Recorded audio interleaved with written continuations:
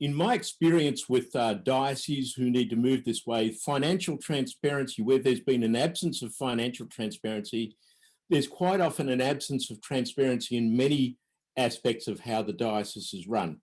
It translates into a number of things, and it's a number of absences of transparency. It never happens. It never happens in isolation.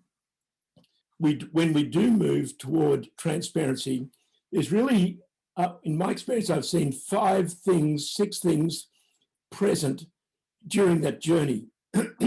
One is that you have the right people who have experience and knowledge of financial management.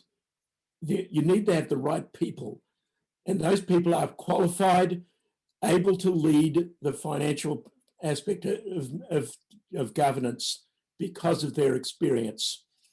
Another one is then you need to train, as Archbishop said, training those who are in parishes, pastors in particular, but also people who advise the pastors. They have to know their role in church governance, and that clarity makes all the difference in the world.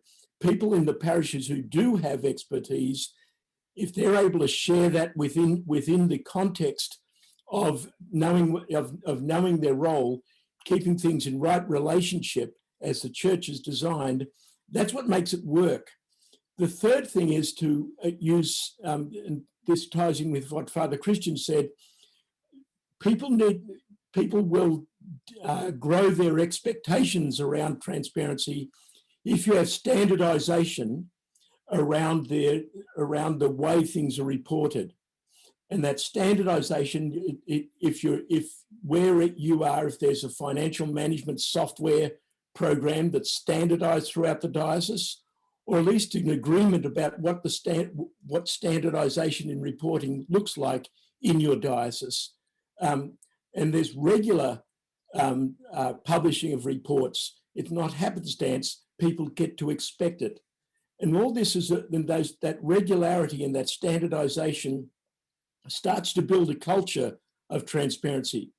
And in my experience, it takes about 3 to 4 years, no matter what the scale of the diocese is, when we've tried to shift people towards transparency. It's about three to 4 years, because it's a culture change, not just a structural change or putting it in putting in information.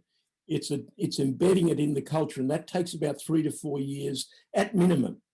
And then standardization also means standard means of recording transactions. So it means, for example, a common chart of accounts, as simple as that. The fourth thing is clear expectations, and that's really around standards of practice. Having that, however they do their financial management, there should be some expectation that how they're doing it meets certain standards, and you don't have to reinvent those standards. Those already exist. You can go to Caritas International. You can go to Leadership Roundtable has a set of standards for excellence for Catholic organisations.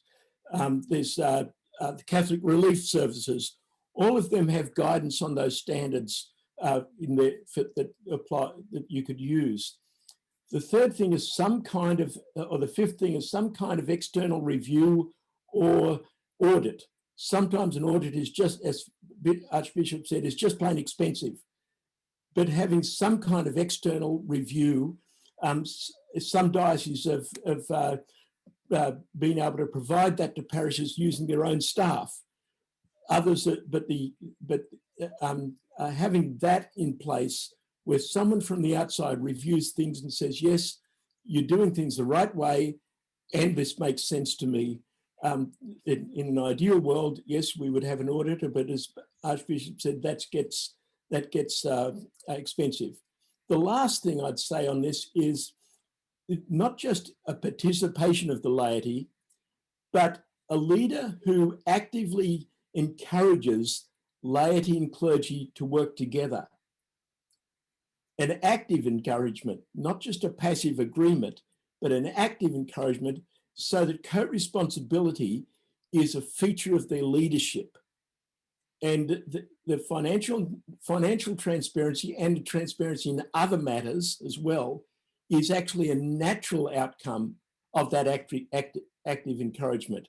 Putting the standards in place, putting in might be software, making structural changes, establishing committees, all of that will fail unless there's that active encouragement of co-responsibility for the mission and for stewardship of the resources of the diocese, of the church. In a sense, it's inviting people to take up their baptismal call of both the laity and the clergy to work together for the mission given to us by Jesus Christ, because it's always all about the mission. They're the 6 things I see happen in dioceses when they're moving towards transparency. And if you miss any one of those, it slows the process down considerably. And so there are many other things to pay attention to, but that's what I see consistently in over the last 20 years of watching dioceses make this movement. And I'll leave it at that. Thank you.